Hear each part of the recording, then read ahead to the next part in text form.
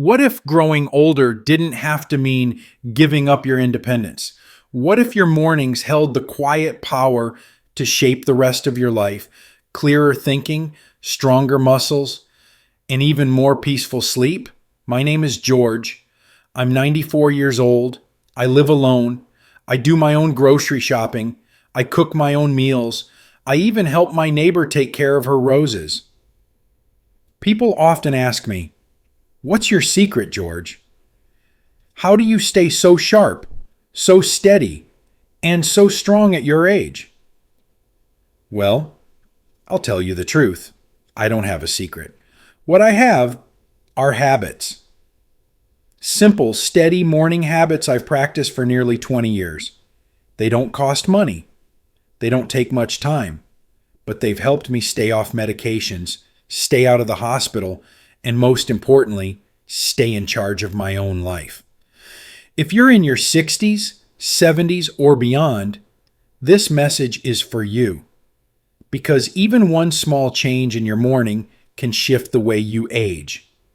In this video, I'll share with you 7 morning habits that have helped me stay healthier than people half my age. And I'm not saying that to brag. I'm saying that because I believe it's never too late to feel more alive. Let's begin. Habit number 1, drink water before anything else. Yes, even before coffee. I used to start every single morning the same way. I'd shuffle to the kitchen, flip on the coffee pot, and take that first warm sip like it was life itself. For most of my adult life, that was my routine. Until one morning, I got out of bed and the whole room spun. I held on to the wall. I sat down.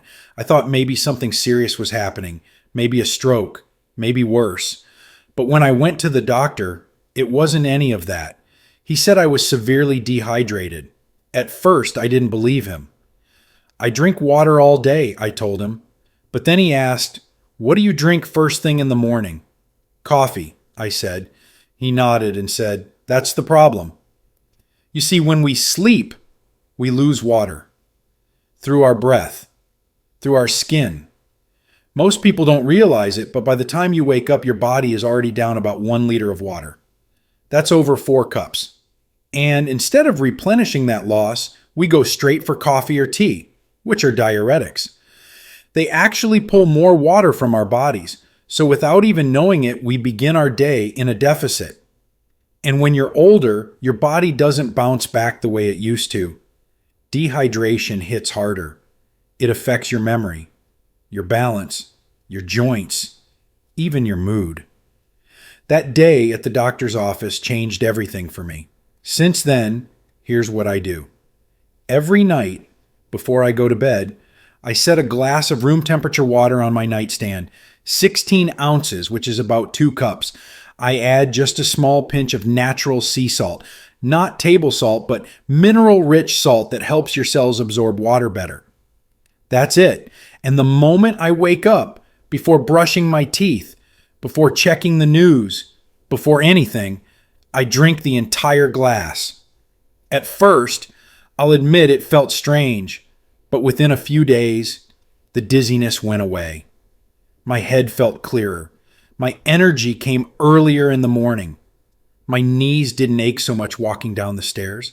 It felt like my whole body had been waiting for this small act of kindness. Now, I've done this every single morning for nearly 20 years.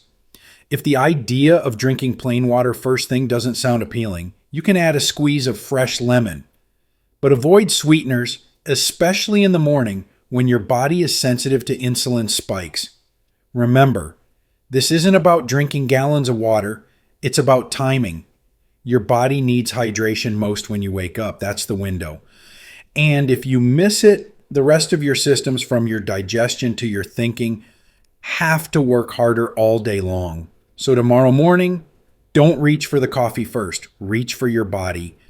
Give it what it's quietly asking for. It's a small thing, but small things make all the difference. Habit number 2, step outside and greet the morning light before the world catches up to you. There's something sacred about the quiet before the world wakes up. The first time I truly noticed it was after my wife passed. The house was too still, too empty. I couldn't sleep well. I was waking up before the sun, just staring at the ceiling.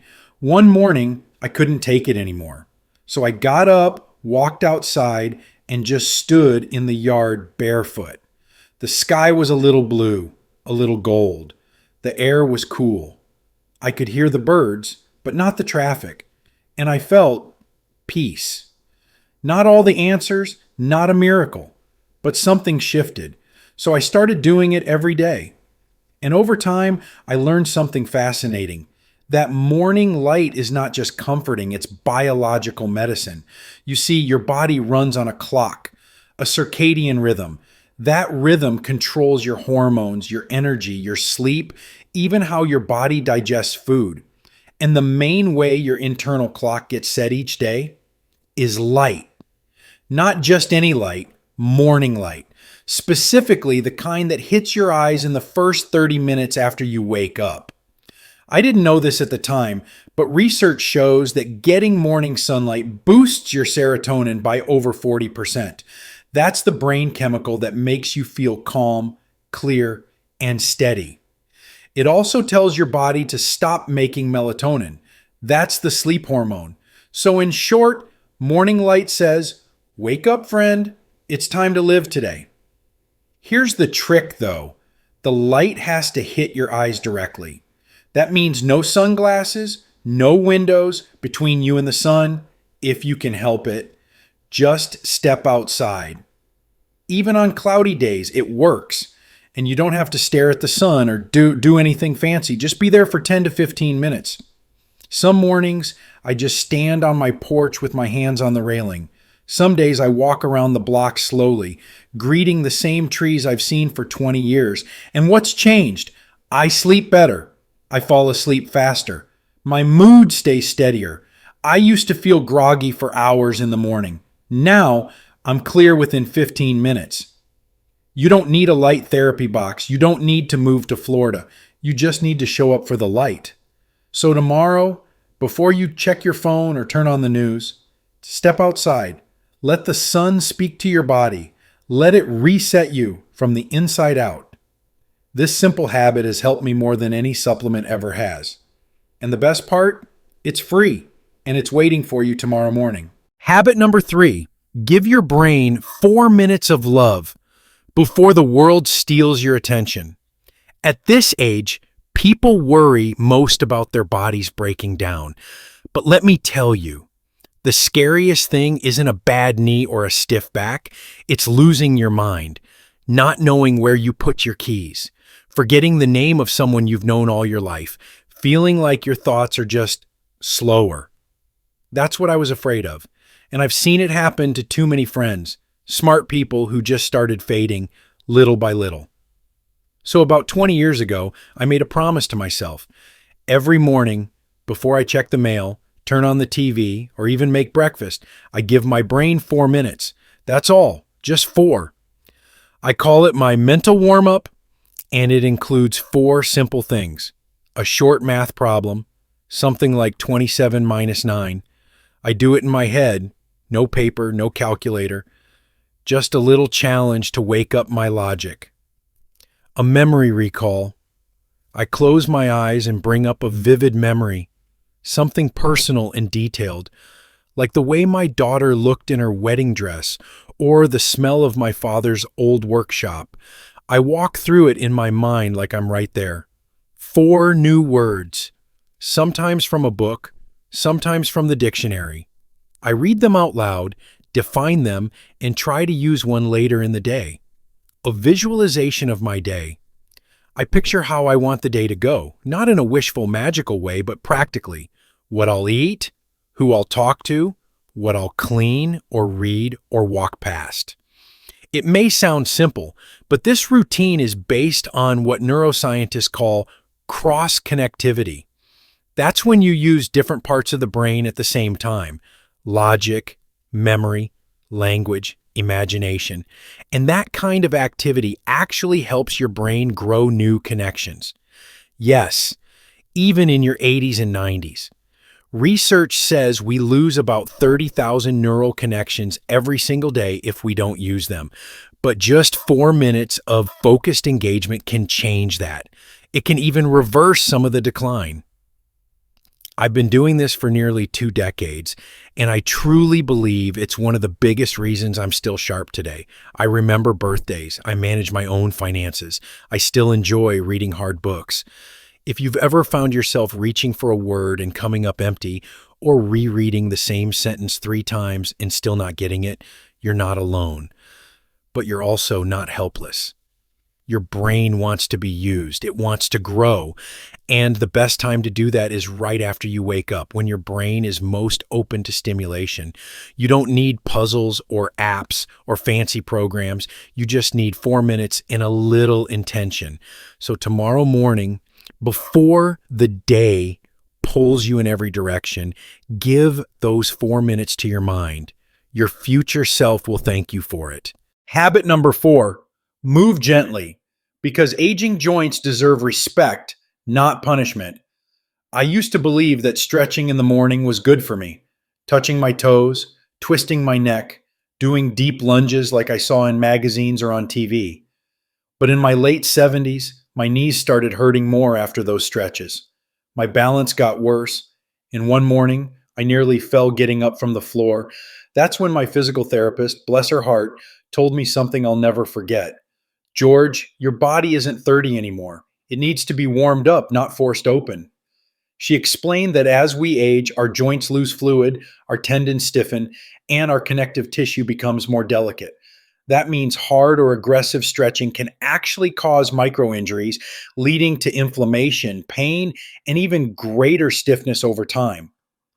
So I threw out my old stretching routine and replaced it with what I now call my inside-out mobility sequence. It takes about 7 minutes, and here's how it goes. Shoulder circles while seated. I sit up tall and roll my shoulders forward and backward. Small circles at first, then a little wider. This wakes up the upper body gently. Seated, marching. I stay in the chair and slowly lift each knee, one at a time, for about a minute. It gets my legs moving without putting pressure on my joints. Doorway chest opener. I stand in a doorway, hands at shoulder height on each side of the frame, and lean forward gently. It undoes all that hunched sitting and helps my posture. Supported squats. Holding on to the edge of a sturdy table or counter, I bend my knees just a little, only as far as I'm comfortable. This activates my big leg muscles safely. Ankle circles. Still sitting, I lift one foot at a time and make slow, smooth circles in both directions. This helps with balance and prevents falls. None of these movements should hurt. In fact, they feel good, as if you're gently reminding your body, I'm here, I still care. And here's what changed for me.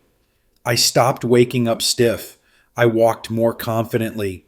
I stopped fearing the stairs. I've seen friends struggle with walkers or canes who never thought to question the way they were stretching or whether they should be stretching at all. Your body isn't broken, it's just older. And older bodies need respectful movement, the kind that warms from the inside out. So tomorrow morning, instead of trying to move like your younger self, try moving like someone who understands their body today. You'll be amazed at what a few gentle minutes can do, not just for your flexibility, but for your confidence too. Habit number 5, eat protein first because your muscles are listening and they don't wait. For most of my life, breakfast was simple. A piece of toast, maybe a little jam, a banana, a mug of hot coffee. Nothing fancy, nothing heavy. It felt light. It felt easy. And I thought, that's healthy, right? But something started to change in my mid-80s. I noticed my arms getting weaker. I struggled to lift grocery bags, open jars, or push myself up out of a chair. The stairs began to feel steeper. My legs started to feel like they didn't quite belong to me anymore. And I said what a lot of people my age say, well, I guess this is just what happens when you get old. But I was wrong. One afternoon, I was visiting a younger friend of mine, a retired dietitian who'd worked with seniors for over 30 years. She looked at my breakfast plate and smiled politely, but then asked, "George, when exactly do you eat your first real serving of protein in the day?" I shrugged. "I guess dinner?" She looked me straight in the eye and said, "That's the problem." Then she explained something that changed everything for me. After the age of 60, your body becomes more resistant to building and maintaining muscle. Scientists call this anabolic resistance. It means your body needs a much stronger signal to hold on to the muscle you already have. And protein is that signal. But it's not just about eating protein, it's about when you eat it. She told me that older adults, especially after 65, should aim for 25 to 30 grams of high quality protein within 30 minutes after waking up. Why? Because your muscles are most receptive to protein in the morning when your body is fresh and hasn't yet been overloaded by food or stress. If you miss that window, it becomes much harder to preserve strength and balance throughout the day. That blew my mind. So I made a change. I started my days with 2 or 3 eggs, a serving of Greek yogurt with added protein powder, or a smoothie with whey protein, collagen, and a bit of almond milk. Sometimes I switch it up, add a slice of turkey or cottage cheese. What I don't eat anymore in the morning: cereal, white toast, juice, or sugary fruit. Those things spike your blood sugar and dull your body's ability to use protein properly. The results? Within just a few weeks, my energy improved. My hands felt steadier. My legs felt stronger when I stood up from a chair. And after a few months, I'm not kidding, I started to see more definition in my arms again. It wasn't magic, it was biology. Muscle is not just about strength. It's about survival. It's what keeps you from falling. It's what helps you stand up on your own. It's what allows you to carry groceries, open jars, walk without fear. And here's something not many people talk about. Most seniors don't die from disease. They die from frailty, from falls, from injuries, from weakness that sneaks in slowly day by day. But you can fight it, one forkful at a time. So tomorrow morning, before you reach for the toast or pour that second cup of coffee, ask yourself, where's my protein? Your muscles are listening. Give them what they need while they're still willing to respond. Habit number 6, write one small thing you're grateful for before the noise of the world takes over. Aging comes with many things we didn't ask for: aches, loss, quiet days that feel too long. And if we're not careful, that quiet can turn into something heavier: loneliness, bitterness, even hopelessness. I know, because I felt it. After my wife passed, mornings became the hardest part of the day. I'd wake up and stare at the ceiling, not sure what to do next. Some mornings I'd cry, some I'd just sit in silence, and some I'd ask myself, is this all there is now? Then, one afternoon at a senior center, a guest speaker said something that gently shook me awake. She said, "What you focus on becomes your experience. Gratitude doesn't ignore the pain, it gives it company." That stayed with me. So the next morning, I picked up an old notebook from the kitchen drawer and wrote one line: "I'm grateful I can still make my own breakfast." That was it. Nothing grand, nothing poetic, just true. The next day I wrote, "I'm grateful for the sunlight coming through the curtain." The next, "I'm grateful my daughter called me yesterday." Day by day, something began to shift in me. I still missed my wife. I still had knee pain. I still worried about the world. But I also began to notice, really notice, what was still good in my life. The neighbor's smile, the feeling of warm socks, the sound of birds that somehow still show up each morning like they're singing just for me. And here's the truth I've come to believe: gratitude isn't a feeling, it's a practice, like stretching your soul in the morning. And over time, just like with your muscles, it makes you more flexible, more open, more resilient.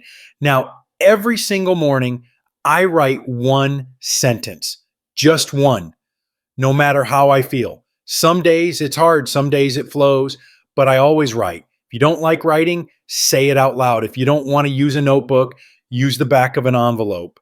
If you feel like you have nothing to be grateful for, start with this: I woke up.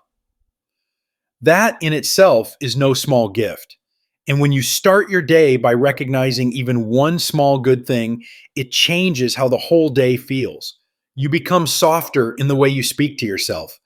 You become more open to joy, even in the midst of grief. So, tomorrow morning, while the coffee's brewing, before the news starts talking, before your body starts complaining, pause and ask yourself, what can I still be thankful for right now? Write it down. Say it out loud. Whisper it if you have to, because even in old age, even in pain, there is still room for light, and gratitude is the window. Habit number 7: hold back the complaints for just 1 hour and give your morning some peace. I'll be honest with you, there was a time, not too long ago, when I would start nearly every morning with a sigh. Some mornings it was my knees hurting. Other mornings, it was a news headline that made my blood boil. Sometimes it was just the weight of the day ahead. I'd mutter things like, "This old back of mine is useless. What's the point of today? Everything's falling apart." And if you're like most people over 70, you probably do this too. Not because you're negative, not because you mean to complain, but because pain makes itself known. Loss makes itself heard. Aging does not come quietly. But here's the thing I learned. The words we choose in the first hour of the day shape everything that comes after. It was during a phone call with my grandson. He was only 20 at the time. He said gently, "Grandpa, why do you always start the day talking about what's wrong?" He didn't mean it as criticism. He was just curious. But his words stayed with me. So I tried an experiment. For 1 week, I made a promise to myself that I wouldn't say anything negative for the first 60 minutes after waking up. I didn't have to pretend everything was perfect. I just had to hold back the complaints, even the small ones. And you know what happened? I stopped reminding myself of my aches before I'd even stretched. I noticed the breeze coming through the window instead of the creaking in my knees. My mood lifted, even just a little. And people around me, especially family, seemed more relaxed when we talked. I wasn't denying reality. I still had my pains, still had my grief, but I stopped leading with them. And that's the difference. It's not about being cheerful all the time. That's not real life. It's about choosing, just for the first hour of your day, to let peace speak first. Instead of, "I didn't sleep well," try, "I'm glad I woke up." Instead of, "Everything hurts," try, "Let's see what my body can do today." Instead of, "There's nothing to look forward to," try, "I wonder what today might surprise me with." You don't have to fake happiness, but you can choose your tone, and that tone sets your direction. So tomorrow morning, try this small challenge. For 60 minutes, no complaints, no harsh words about your body, your family, your past, or yourself. Just silence, or gentleness, or curiosity. Give your day the gift of beginning quietly. You may be surprised at how much softer everything feels after that. The morning is yours, and so is the future you're still building. Now that I've shared these 7 habits with you, I want to leave you with something simple. Not a lesson, not a command, just a reflection. Every morning when I open my eyes, I know I'm being given one more sunrise. And at 94 years old, I do not take that lightly. I don't need grand adventures anymore. I don't need to prove myself or win anything. But I do want to wake up and feel like I still belong in this world, like I'm still caring for the body, the mind, and the heart that carried me this far. These 7 habits may sound small. Drinking a glass of water, letting the sunlight in, warming up your mind, moving gently, eating protein early, noticing what's good, holding back harsh words. But together, they've shaped my final decades into something I never expected. A season of peace. a time of clarity, a space to feel strong, not like I once was, but strong in a new way. And that's what I want for you. It's never too late to feel better. It's never too late to treat your body with dignity. And it's never too late to change the way you greet the morning. So let me ask you, gently, which habit will you try first? Start with one. Try it for a week. See how your body responds. Then add another, then another. Let the mornings become something you look forward to, not fear. Let them be the place where healing begins, not just physically, but emotionally, mentally, spiritually. I'm 94 years old. I live alone, but I am not alone in this journey, and neither are you. Thank you for listening. And if anything in this message touched you, I hope you'll leave a comment. I do read them one by one. And if you know someone who could use a gentler morning, please share this with them. You never know. The quiet change you make today might just be the spark someone else needs tomorrow. Take care. I'll see you with the next sunrise.